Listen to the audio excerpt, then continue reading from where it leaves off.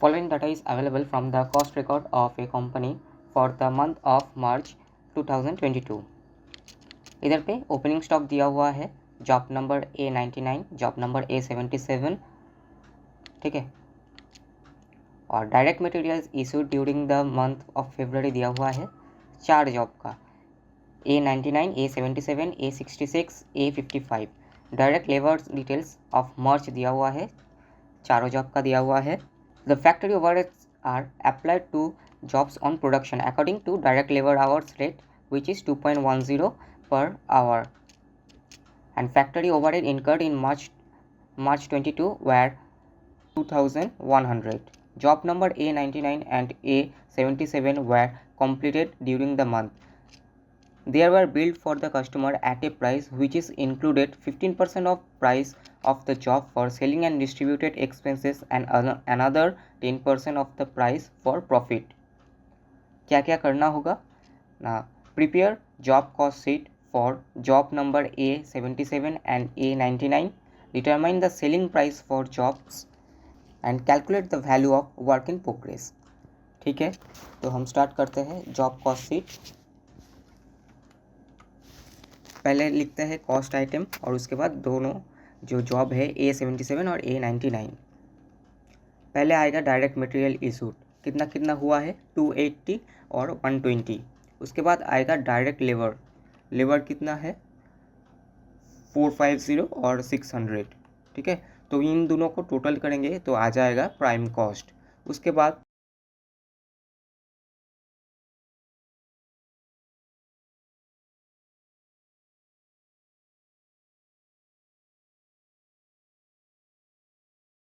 Eight factory overhead, factory overhead कितना है direct labour hour जितना इंटू 2.10, मतलब इधर पे आएगा 420 और इधर पे आएगा 840। ओपनिंग वर्क इन प्रोग्रेस आएगा, इन तीनों को प्लस करूँगा तो आएगा फैक्ट्री कॉस्ट। फैक्ट्री कॉस्ट के साथ सेलिंग ओवरहेड को ऐड करना होगा, लेकिन इधर पे सेलिंग ओवरहेड दिया हुआ नहीं है तो मुझे कैलकुलेट करना होगा।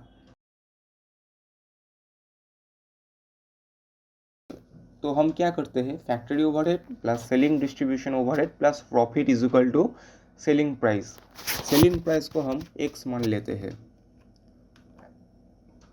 तो सेलिंग ओवरहेड होगा 0.15x, मतलब 15% ऑफ सेल, और प्रॉफिट होगा 0.10x। और जो फैक्ट्री ओवरहेड तो दिया हुआ है 2420 आएगा, plus 0.15x plus 0.10x is equal to x। इधर से मुझे x का वैल्यू मिल जाएगा जो आएगा A के केस में, A77 के केस पे 3227। सेलिंग ओवरहेड इससे मिल जाएगा और प्रॉफिट भी इसी से मिल जाएगा। ऐसे ही जॉब नंबर जो है दूसरा, उसका कैलकुलेट करना होगा।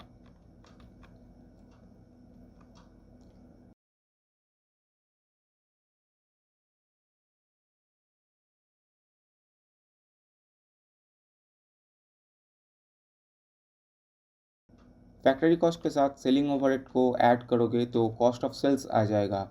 कॉस्ट ऑफ सेल के साथ प्रॉफिट को ऐड करोगे तो तुम्हारा सेलिंग प्राइस निकल जाएगा।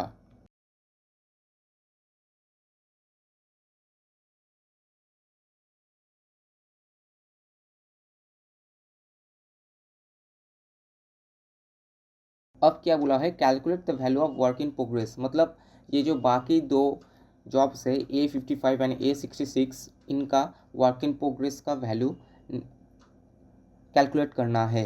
तो पहले उनका डायरेक्ट मटेरियल्स लिख दिया है मैंने 300 एंड 225।